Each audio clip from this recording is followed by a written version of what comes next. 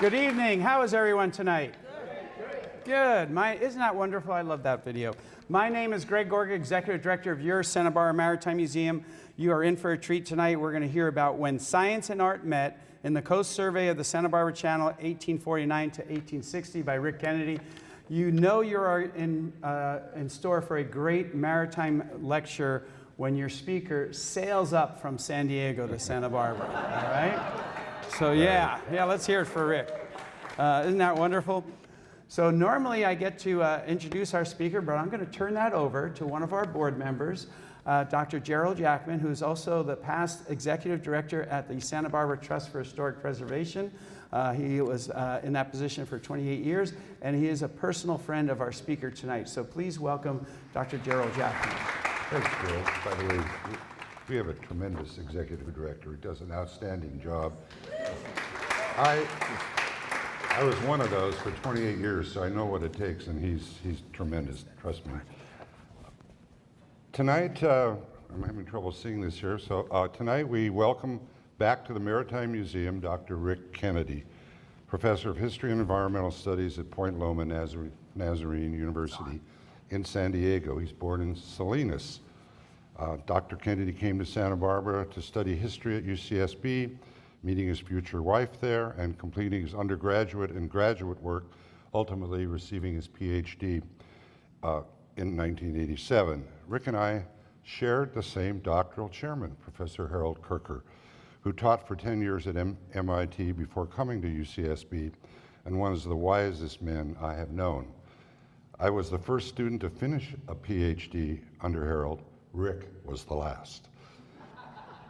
But between 2003 and 2017, at Point Loma, Rick taught a summer school sailing course highlighting early California history. Students would read Richard Henry Dana's 2 Years Before the Mast while sailing with Rick up the coast and through the Channel Islands. Every summer, he also led walking tours of Santa Barbara, leaving the docks early in the morning and returning late in the afternoon. Where was one of the primary stops?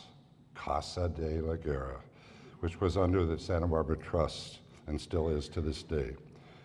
And you know what happened there? Well, 2 years before the mast, if you read it, it was the famous wedding reception of Anita de la Guerra and Alfred Robinson. An intellectual and cultural historian, he has authored books and articles about both California and New England, from the history of logic, mathematics, architecture, astronomy, education, historiography, and even Christian thought, and they all work together for him. Two of his books for non-academic audiences are Jesus, History, and Mount Darwin. That one I haven't read. Faith at State is another book, a handbook for Christians at secular universities.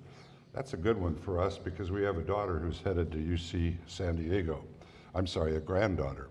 He is also the co-editor of Charting Our Destiny, the U.S. Coast Survey in the Pacific, 1807-2007, published in 2 volumes by the Journal of the San Diego Maritime Museum. And he is the author of the recent Winds of Santa Ana, which is available for purchase in our museum and here available after this presentation. This is truly a brilliant book about sailing and his encounters with California's religious heritage from the Spanish period to the present.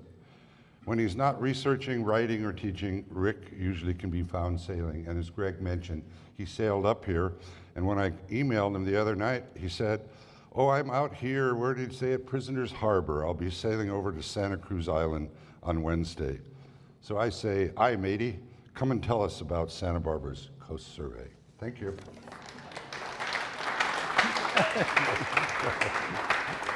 Yeah, Jerry was the first, and I was the last of Harold Kirker. Kirker was a wonderful guy, and many of you might remember him. And what he taught us, what he taught me especially, was to love a place. And he had this ability to, he was from San Francisco and MIT, he came to Santa Barbara and he loved Santa Barbara. And he taught us to love it and to deeply sort of study its history and to enjoy it and to see. Santa Barbara has an extraordinary history. It's very optimistic. Governor Neve, when he's building the Presidio, as Jerry has talked about in his book, which is a great book, I'll give you that one, about how there's a real positive story about the Indians, about the missionaries, about everything going on in Santa Barbara. And so Kirker, I think, gave us that spirit of looking deeply into a place, and then also looking at the art and everything I'll be talking about here tonight. So, Jerry was the first and I was the last, and Harold died a few years ago, and he was a wonderful professor at UCSB, and we miss him. The book I wrote over here, Winds of Santa Ana, has a lot of different things in it. It's not one period of history, but it does have this, I hope, overall message about seeing from San Diego through Santa Barbara as a very distinctive place on Earth, and a place that has a site, we need to sort of sit back and just sort of enjoy our history here in Southern California along the coast. Okay, now let's talk about art and the Coast Survey. Anacapa Island, you guys all know that, and that's a wonderful thing, but do you notice this? Whoops, excuse me. Bang, bang, bang, bang. There. Notice this. That's the website of the New York Metropolitan Museum. You see, and New York Metropolitan Museum has our little Anacapa in it, isn't that cool? This is the website for the Art Institute of Chicago. These are not minor institutions. And there's our Anacapa. And now, I bet you some of you know, why do these major art museums have this? Who's the guy? Who's the artist? Whistler. Whistler did the etching. And if you go over to this corner here, it says Whistler did the etching. But what I'm going to be talking about is the guy here who actually drew it. And Whistler's, it's because these are great works of art not just because of Whistler. They're great works of art because of these coast mapper artists. And so I want to just sort of spend a very pleasant, 30 or 45 minutes here and sort of just enjoy the history on our coast of these coast mapper artists. And especially we had two of them right before the Civil War from 1849 to 1860. And they did good work. Good work that we should know about and honor here, especially in Santa Barbara. Let's go on here. This is where you see it here in the corner.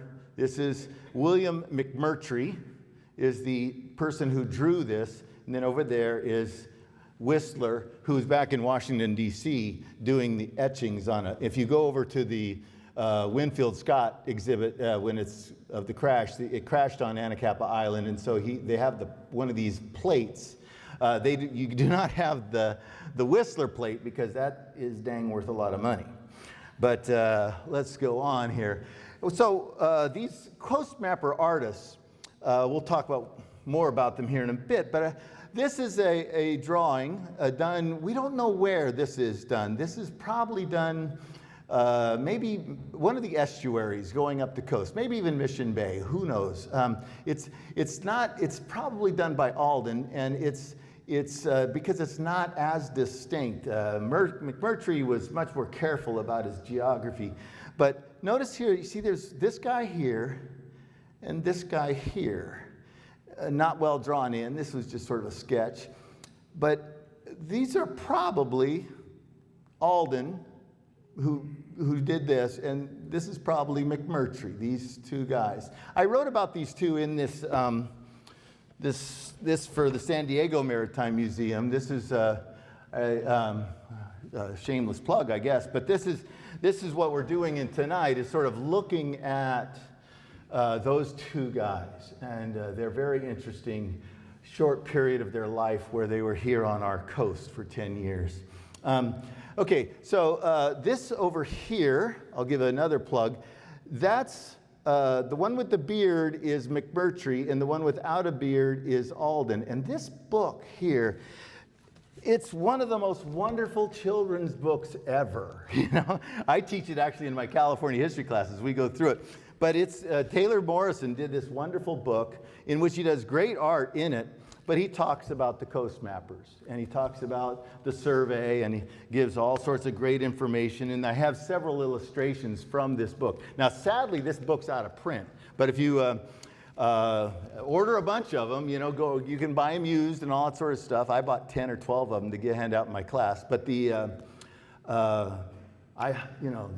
is what a kid's book should be. It's very inspiring. One of the things about the coast mappers, and we'll just step back here for a second, is 1849, the gold rush is happening.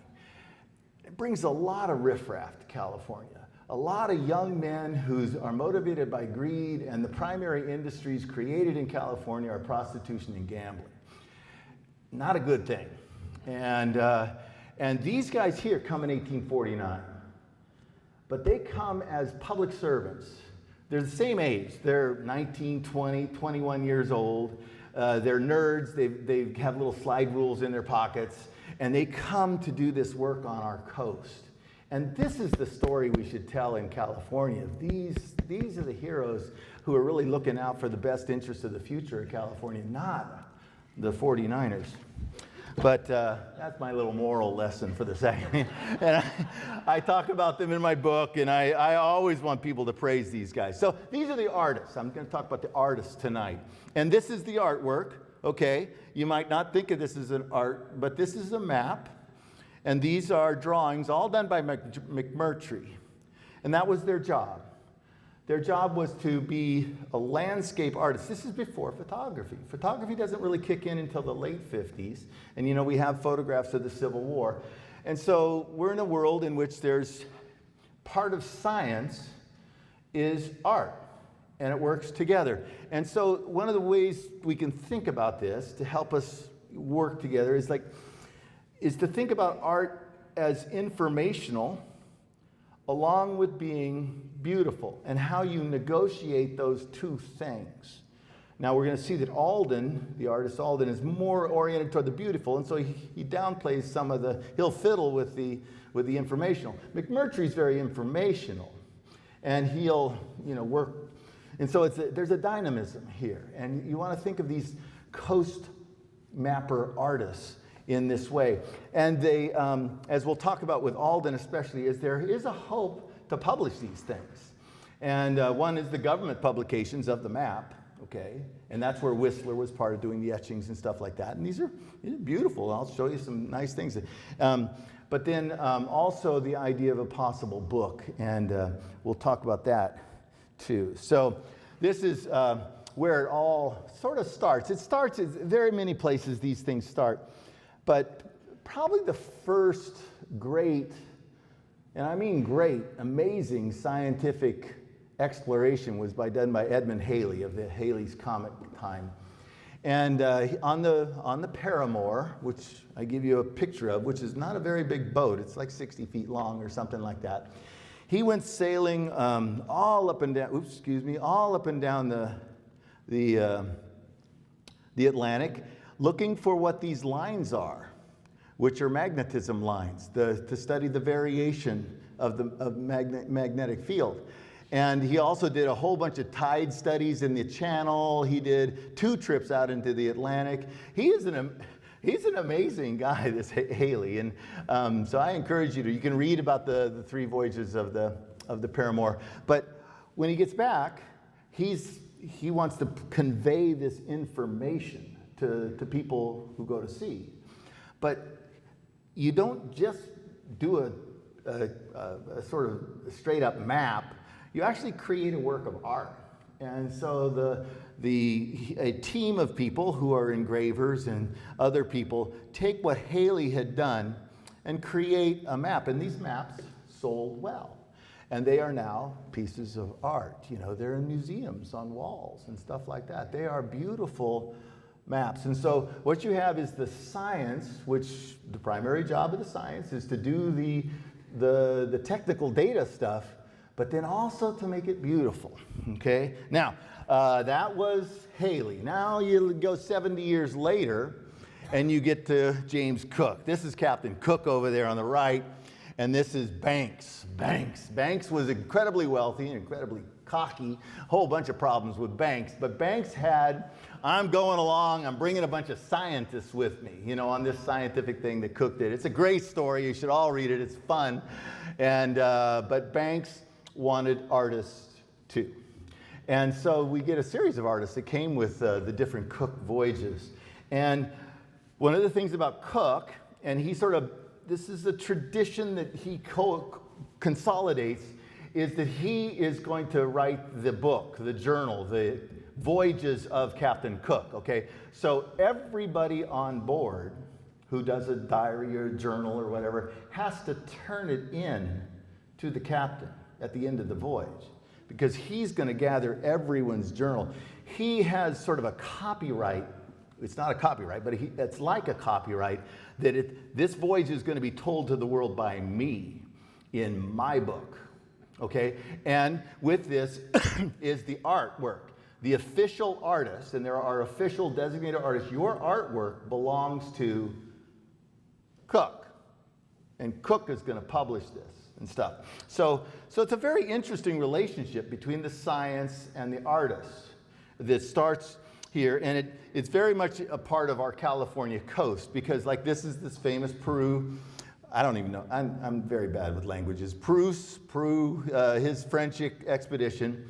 And what you have here is he has an official artist, and this sketch of Carmel Mission and the Indians has been redone a million times in California history books and stuff like that. And, but you can see the 2 volumes there. That's what these books looked like.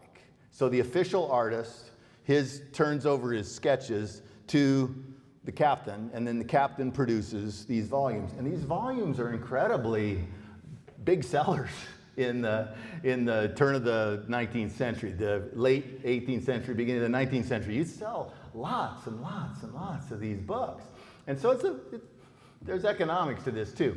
But the idea of the scientists in these books is to produce art that then supports the science. And this goes all the way to James Audubon, and there's lots of people going all over the place.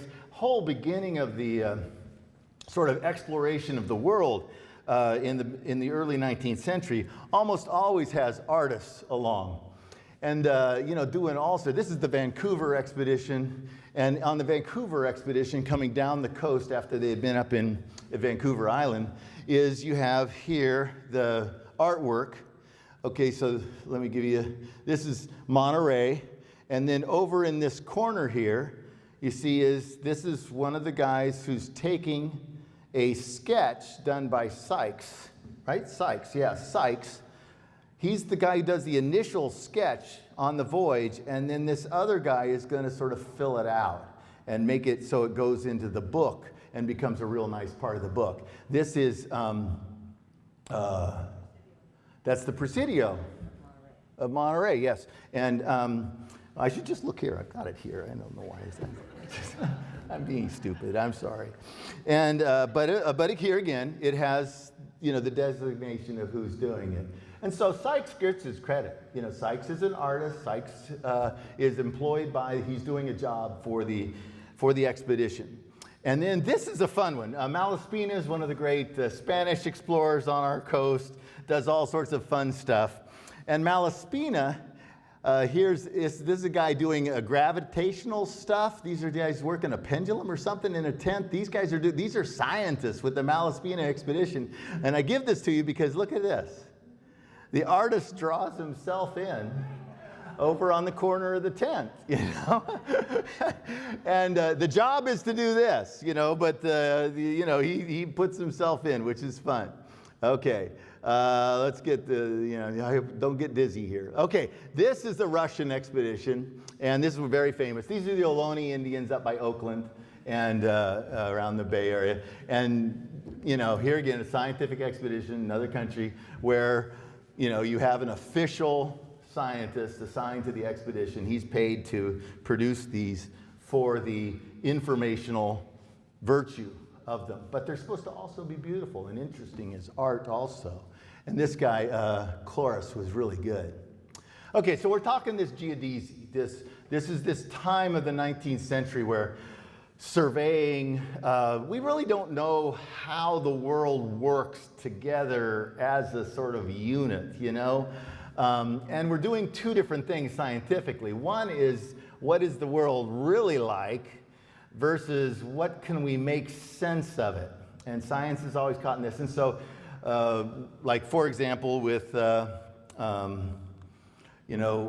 creating longitude and latitude, this is out of that book I showed you. This is George Davidson, the head of our Coast Survey, came out here at 25 years old in 1849 and told to go to Point Conception and to find, not just take a sextant and figure out like, okay, here's your latitude and longitude, but to actually spend a lot of time there, and this is the drawing in the book, of creating an observatory on Point Conception which would figure out exactly where Point Conception is so that that could be correlated with the British teams in the Himalayas and French teams and all over. These international teams are all over the world figuring out latitude and longitude so that we can put coastlines in the right places and stuff like this. And it's not simply for navigation, because navigation, all you need is a sextant, just don't hit that rock, okay. But like for science, we're talking science here. We want to do this, like we want to have like precise knowledge. But like I was telling you, you're negotiating with reality because the world isn't a globe. The globe, the world is shaped awkwardly, So latitude and longitude lines themselves are built around the conception of a globe. But so you have that sort of negotiation, and then you have the art stuff going on with it. Now, this I give you again, it's that kids book, and I think it's the greatest kids book ever, I just love this. But that's Point Conception.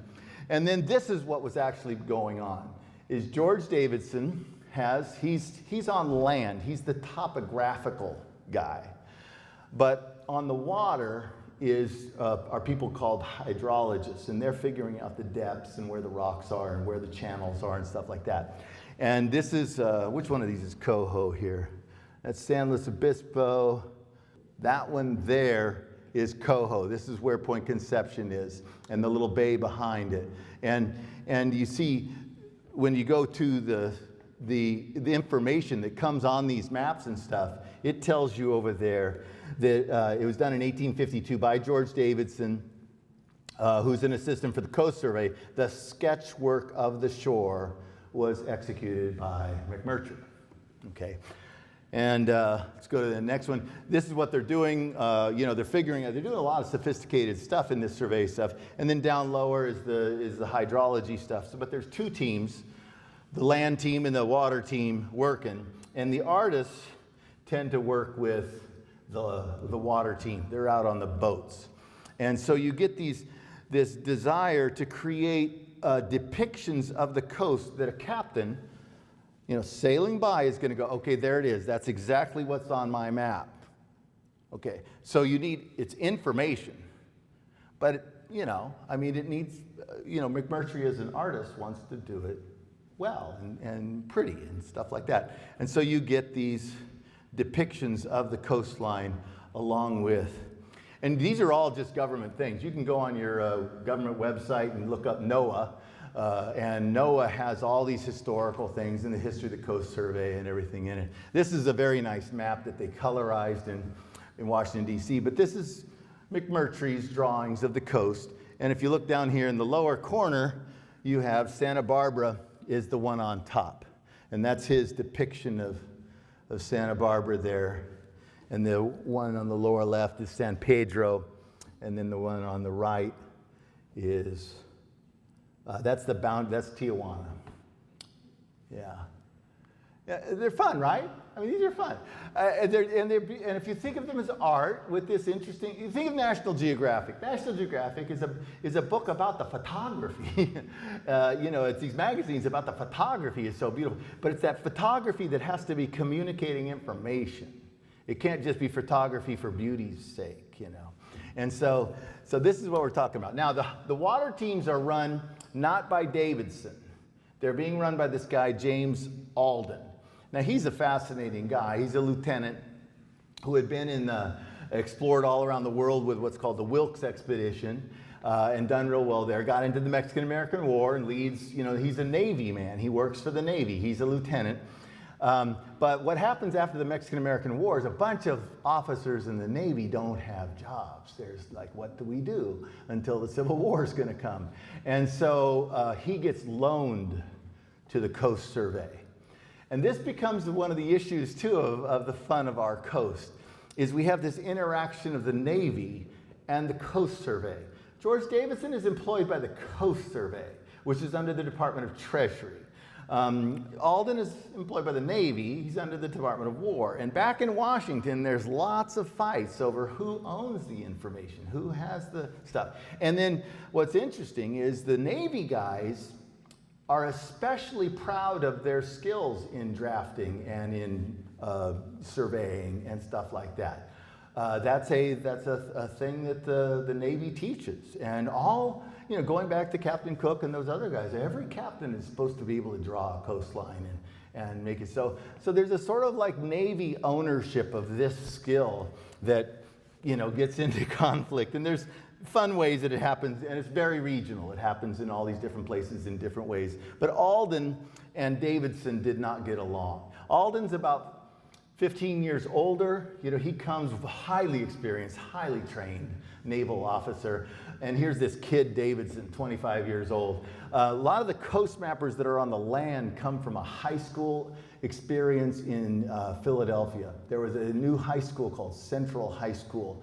And the leader of this Central High School was a sort of STEM. It was our first great STEM school, and they were gonna promote science, and the principal was this guy Bache, who is the great grandson of Benjamin Franklin, and Bache then becomes the head of the Coast Survey. And so when California is grabbed, he then takes a group of basically former high school students of his, sticks pocket protectors on them and sends them to California to go figure out that coastline. And so they're a bunch of kids. They're all, Davidson's the oldest, and he's in charge. He's 25, The Lawson, who does a whole bunch of the work, is like 21, And they're like, wide-eyed, and they could be up in the gold fields, you see, but no, they're excitedly, going up and down our coast doing all sorts of cool stuff.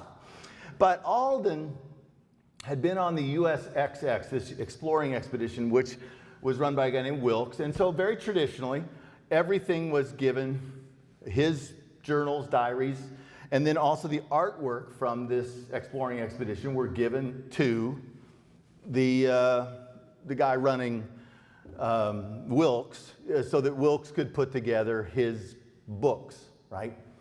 And so now Alden is in charge of our coast here. And there's a railroad survey and stuff. There's a rumor that Congress is going to pay for it to be published. And so the idea that a surveying expedition could actually publish a good, cool book that might make a lot of money and sell well is there. And so Alden, we don't know how this really works. As a historian, we have to fill in some gaps. But Alden decides he wants another artist, someone a little more artsy, a little more, oriented toward the beautiful stuff.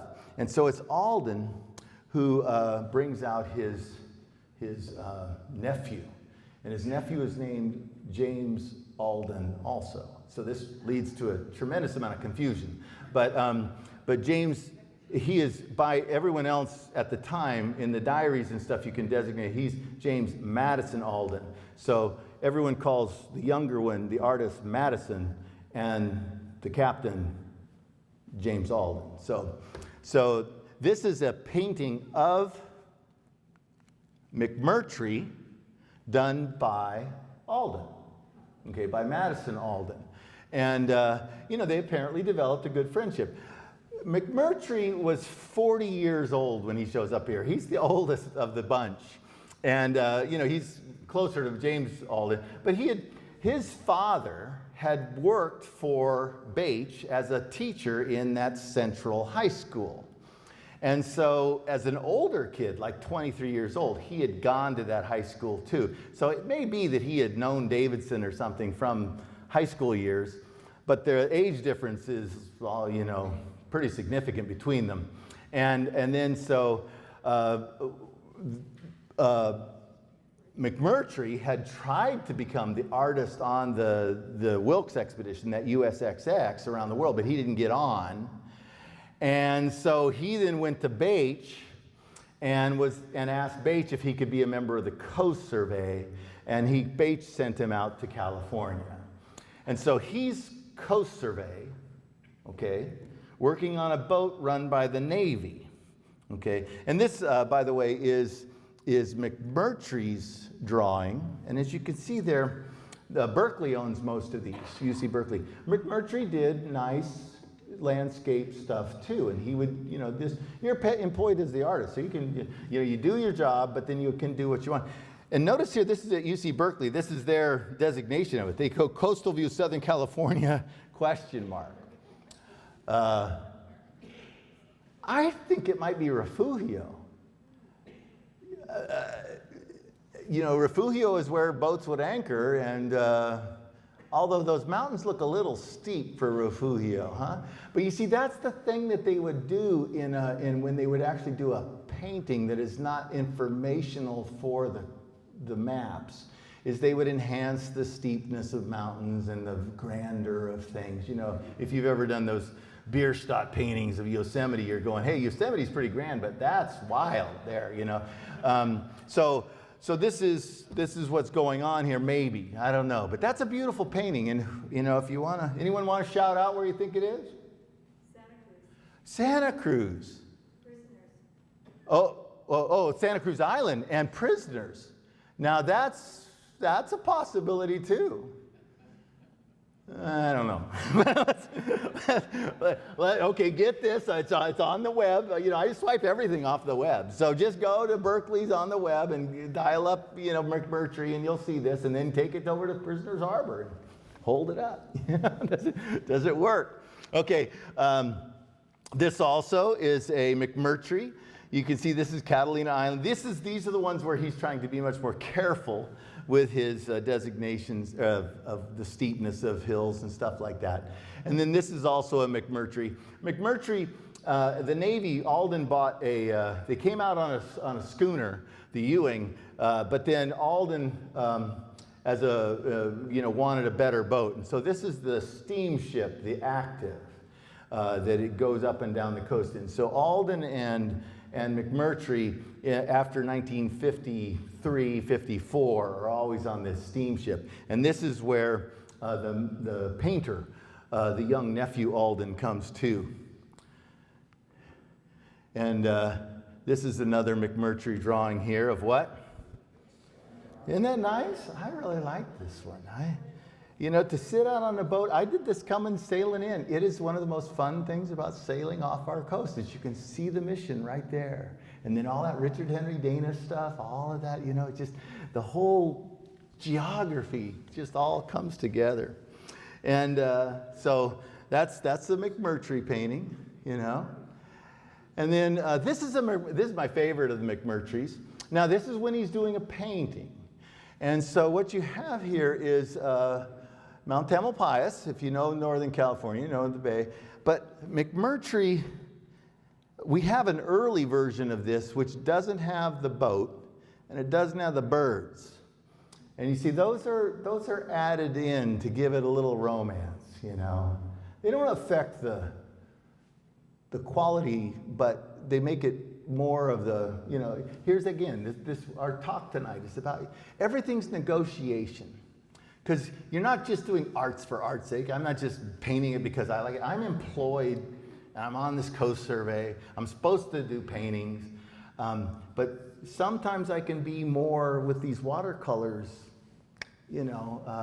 things I can do things that are more artistic, more technically artistic. Whereas other times on like these maps and charts, I need to be much more informational, So this is, I just think, a beautiful little one.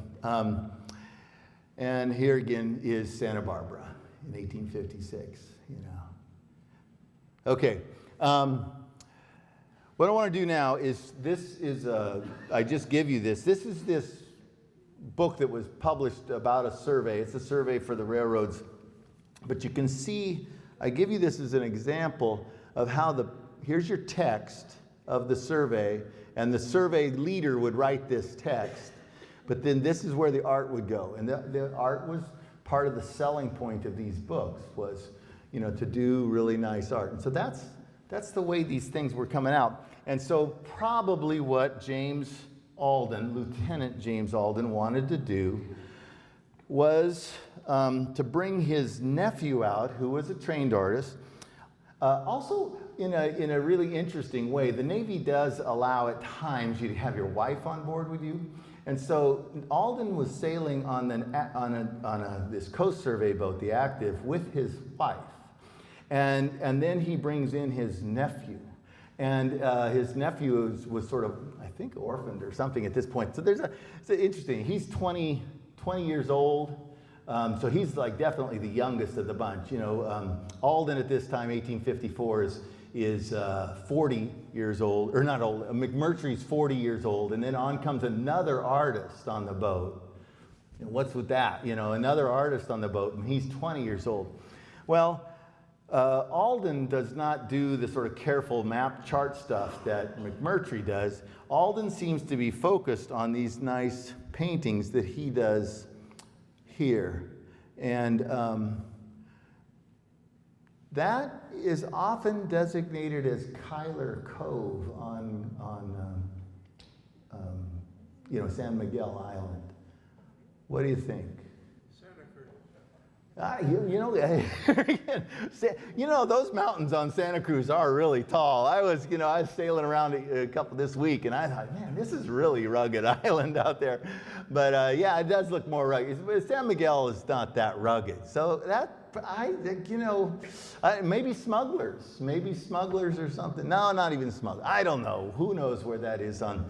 But Santa Cruz Island is a good guess. Now, what you see there are the two ships working together. That's the schooner, the Ewing, and this is the Active, the steamship. If you go up to off Vancouver Island, there's an Active Strait. If you motoring up there, that's named after this boat because it also went up to Puget Sound and did stuff there.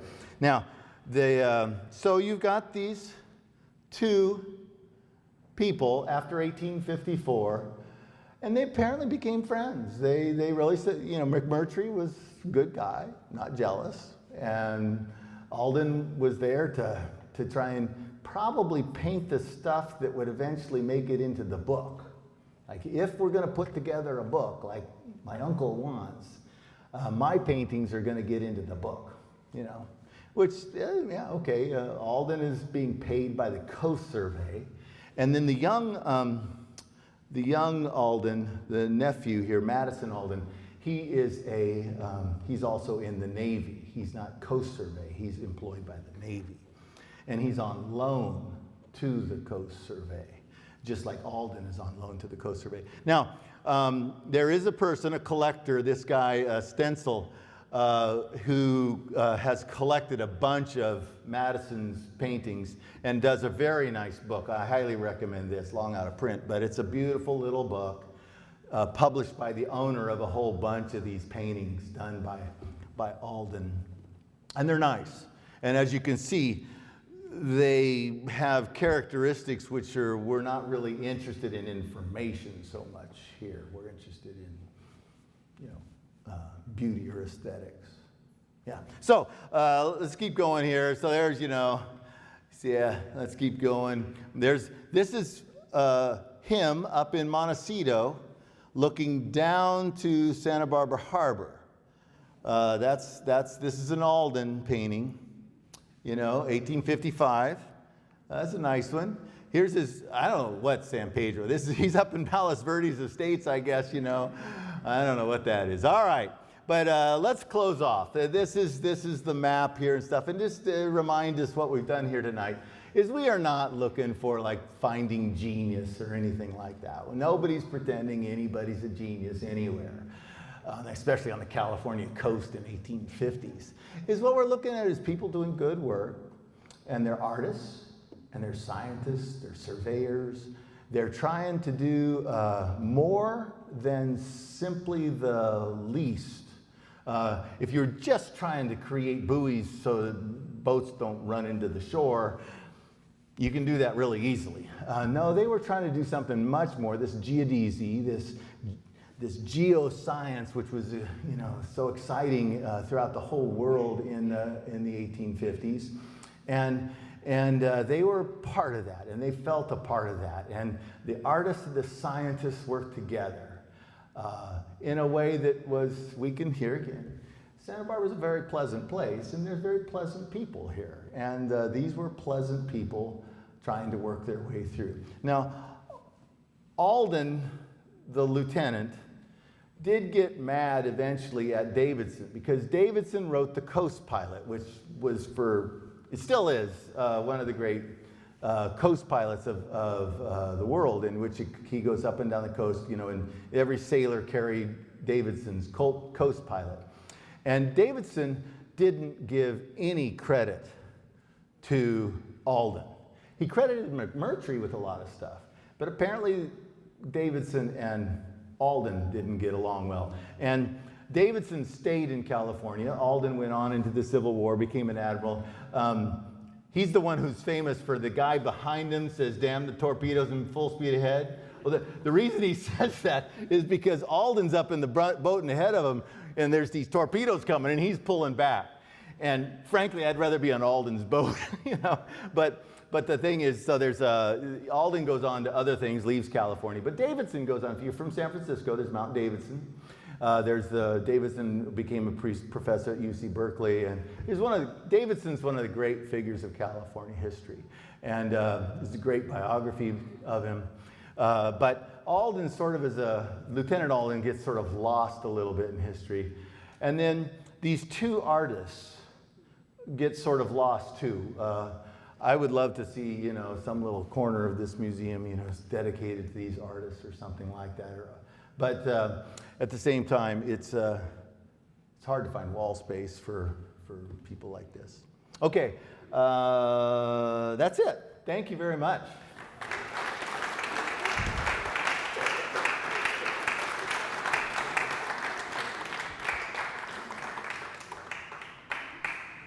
Questions?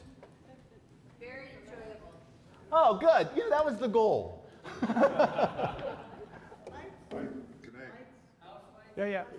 I can't see a thing, actually. So. Betsy, you have a question? I have Hi.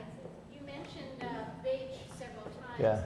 He was here in Santa Barbara in the 1850s and did one of the first paintings of the lighthouse that used to be on the mesa. Really? Yeah. I didn't know that at all. Picture in my book, Mesa Peter. Wow. Okay. Alexander Bates, the Coast Survey head came out. Okay. Wow. Cool. That's very nice. Can you? Yes. Was there an effort by the agencies that contracted for this work to save the original sketches and artist work as well as the plates from Whistler and the other? Alexander Bates did show up and do a painting out here. Yeah, okay, very cool. And then now, so the thing of what happened to the archives of all these various things, and so things that went to the government through the Coast Survey are well documented. They're all in file cabinets. It's like Raiders of the Lost Ark. There's some box somewhere with this stuff in it, and a lot of it is digitized now, so you can just go to a NOAA website, and they've got so much history on the NOAA website, Who needs YouTube? Just go to the NOAA website.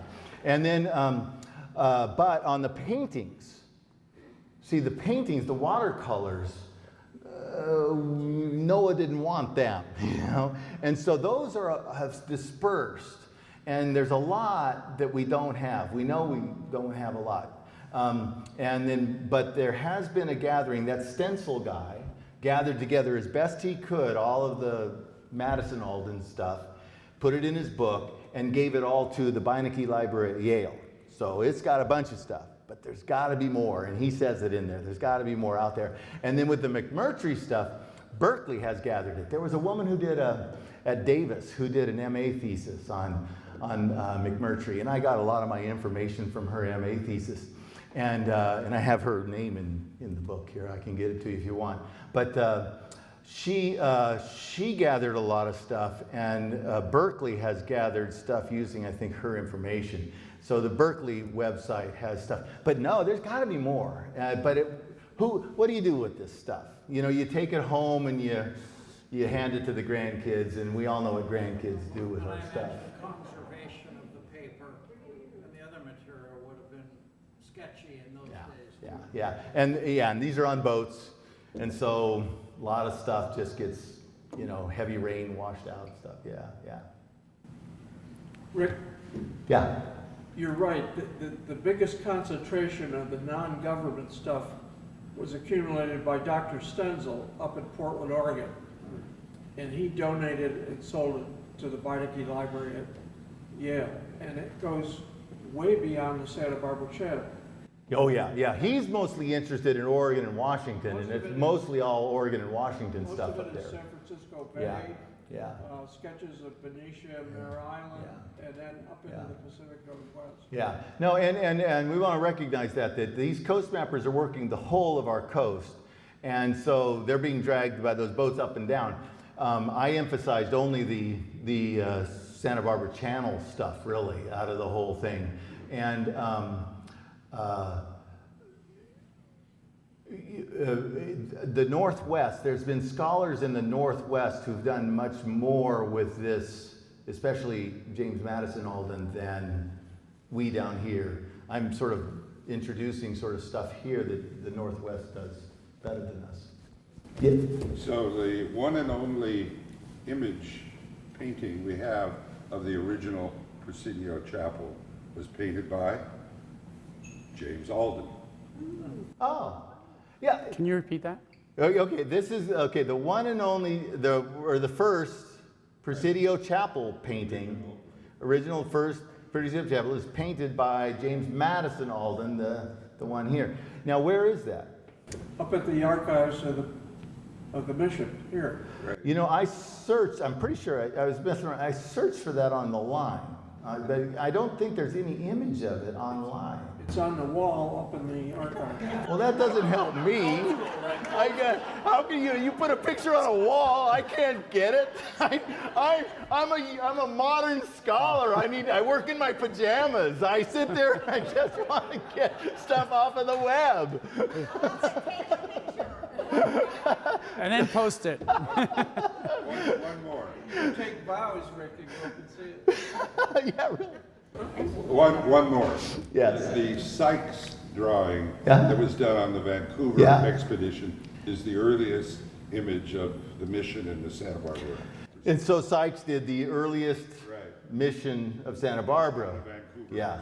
And that Vancouver expedition is hugely important for us because Vancouver did a very good thing, which is he tried to keep as many Spanish names on his map as were already here when he came down the coast. And so a lot of our islands are the Vancouver affirmed certain traditions. Like San Miguel Island is called San Miguel Island because Vancouver affirmed it, you know. And then he added in things like Point Furman, named it after the missionary Furman Laswain, Point Doom, you know, these are named after missionaries and stuff. So Vancouver did a lot of cool things in his, and then he has Sykes with him, and Sykes did these very nice, weren't those nice? I really, especially, you know, very nice things. And then Vancouver's volumes were published and a very important source. Oh yeah, okay, so you're asking were these scientists stuff that we're doing on here going on in other parts of the world? And yes, often the most, and we in California don't get the best and brightest, okay? So the really great, you know, you're not sending the best and brightest to the coast of California. Don't get cocky, Santa Barbara. We're, you know, so we're getting the second string here. But the thing is that they are given these ideas, and they're happening everywhere.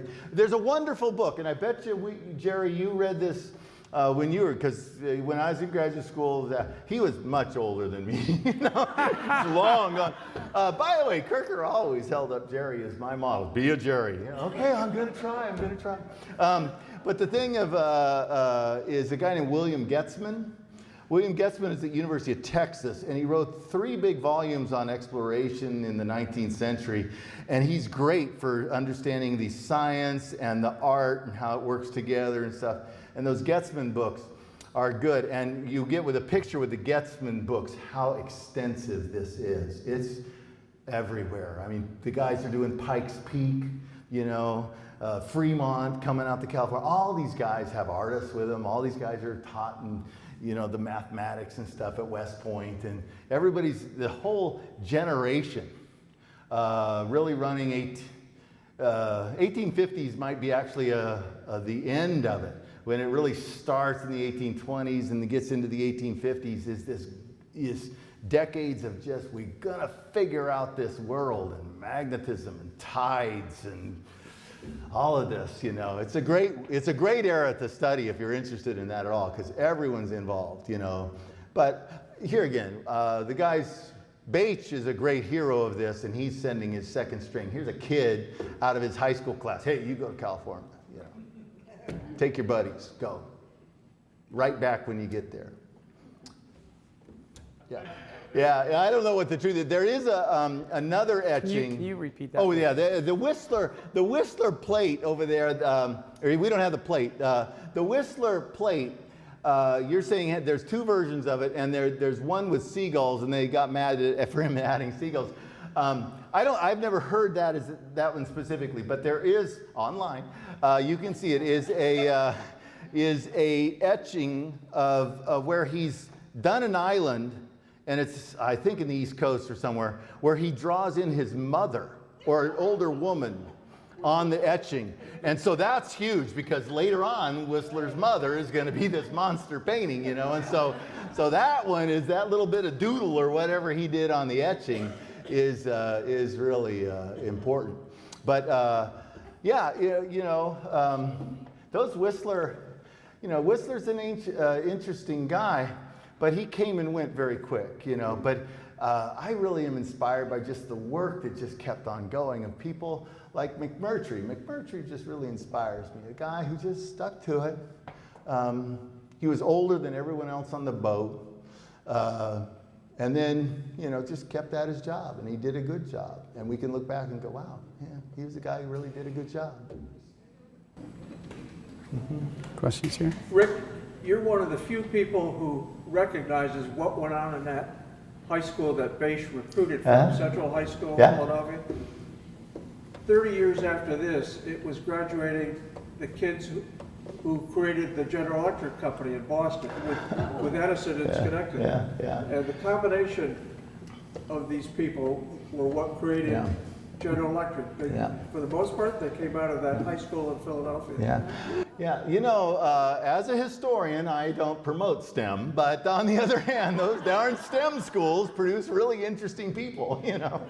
Yeah.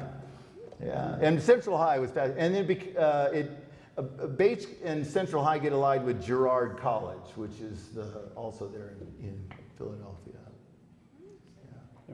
As your younger brother, who's never heard you speak, I am telling you, you are seriously entertaining.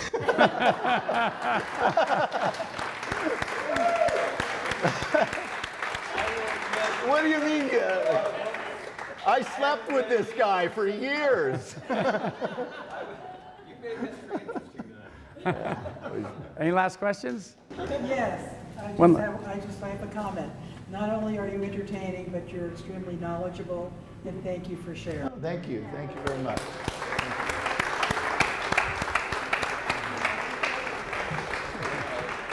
Thank you, Rick. Thank you for the lecture, the stand-up comedy. We have a little gift for you.